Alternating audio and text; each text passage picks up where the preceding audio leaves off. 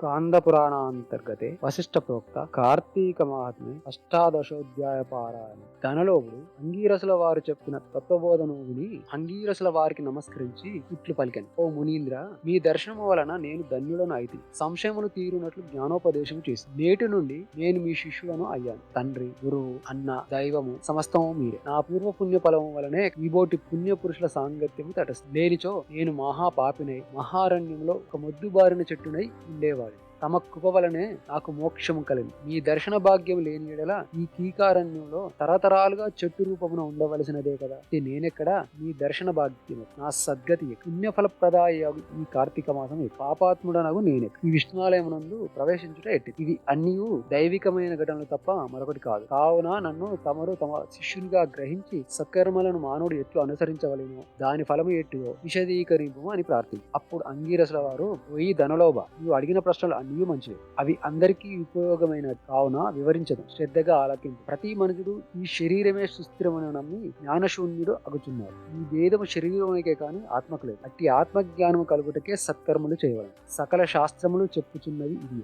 సత్కర్మలను ఆచరించి వాటి ఫలము పరమేశ్వరార్పితము వివరించిన జ్ఞానము కలుగును. మానవుడు ఏ జాతి వాడో ఎటువంటి కర్మలు ఆచరించవలనో తెలుసుకుని అటువంటివి ఆచరింపవలను. బ్రాహ్మణుడు అరుణోదయ స్నానము చేయక సత్కర్మలను ఆచరించినను వ్యర్థమగు. ఇట్లనే కార్తీక మాసంలో సూర్య భగవానుడు తులారాశిలో ప్రవేశించుండగా, వైశాఖ మాసంలో సూర్యుడు మేషరాశిలో ప్రవేశించుండగాను, మాఘమాసంలో సూర్యుడు మకర రాశి అందుండగాను, అనగా ఈ 3 మాసముల యందును తప్పకుండా ప్రాతకాల నదీ స్నానమును చేయవలెను. ఇట్లా స్నానము ఆచరించి దేవతార్చన చేసిన యెడల తప్పక వైకుంఠ ప్రాప్తి కలుగు.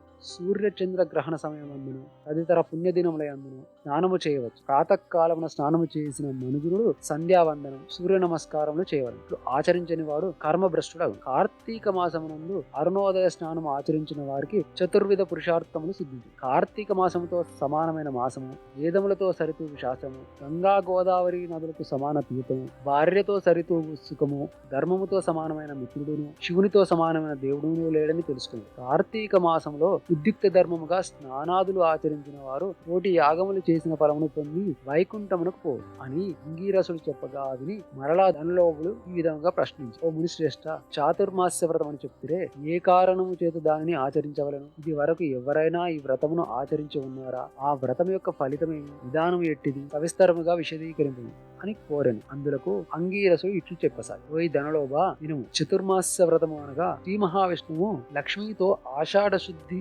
ఏకాదశి దినమున పాల సముద్రమున శేషపాన్పుపై శయనించి కార్తీక శుద్ధ ఏకాదశి నాడు నిద్రలేచు.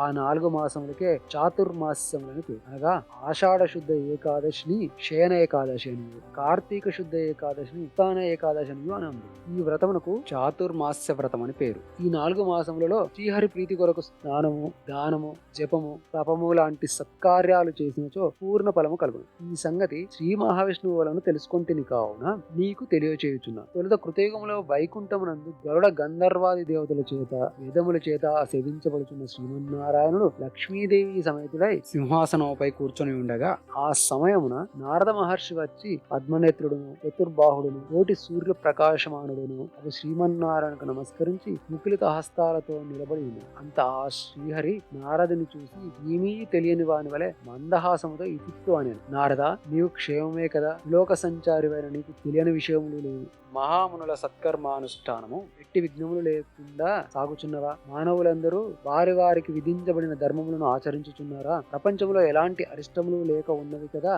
అని కుశల ప్రశ్నలు అడిగాను. అంతటా నారదుడు శ్రీహరి మహాలక్ష్మికి నమస్కరించి, ఓ దేవా, ఈ జగత్తులో నీకు తెలియని విషయములు ఏమీ లేవు, అయినను నన్ను చెప్పమనుటచే విన్నవించుచుండి. ప్రపంచమున కొందరు మనుష్యులు ముళ్ళు కూడా తమకు విధించిన కర్మలను నిర్వర్తించలేదు. వారు ఎట్లు విముక్తులగుదరో ఎరగలేకున్నా. కొందరు భుజించకూడదనిన పదార్థములు భుజిస్తున్నారు. కొందరు పుణ్యవ్రతములు చేయుట ఈ పూర్తి కాక మునిపే మధ్యలో మానివేయుట చేయుచున్నారు. కొందరు సదాచారులుగా, మరికొందరు అహంకార సహితులుగా, పరనిందా పరాయణులుగా జీవిస్తున్నారు.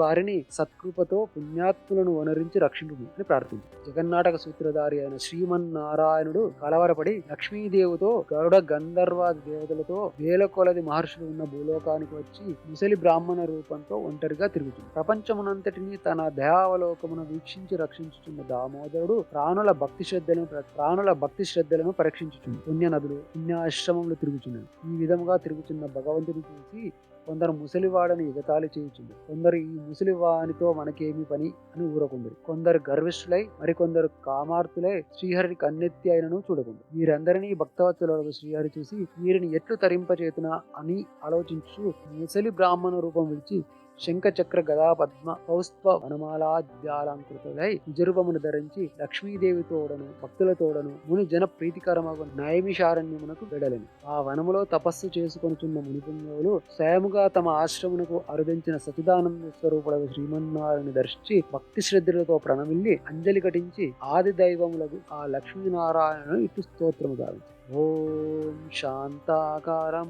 భుజగశయనం పద్మనాభం సురేశం విశ్వాకారం గగన సదృశం మేఘవర్ణం శుభాంగం లక్ష్మీకాంతం కమలనయనం యోగి విద్యానగమ్యం వందే విష్ణుం భవభయహరం సర్వలోకైకనాథం లక్ష్మీం క్షీరసముద్రాయ తనయాం శ్రీరంగదామేశ్వరీ దాసీభూత సమస్తదేవవనితాం లోకైకదీపాంకురా శ్రీమన్మందకటాక్షలబ్ధవిద్రమేంద్ర గంగాధరా పాం త్రైలోక్య కుటుంబినీ సరసిజాం వందే ముకుంద ప్రియా అని ఆ లక్ష్మీనారాయణులను స్తుతించిరి. స్కాంద పురాణాంతర్గతే వశిష్ఠ ప్రోక్త కార్తీక మహాత్మ్య అష్టాదశోధ్యాయ పారాయణం సంపూర్ణం. స్వస్తి. Thank you for watching. For more videos, like, comment, share, subscribe.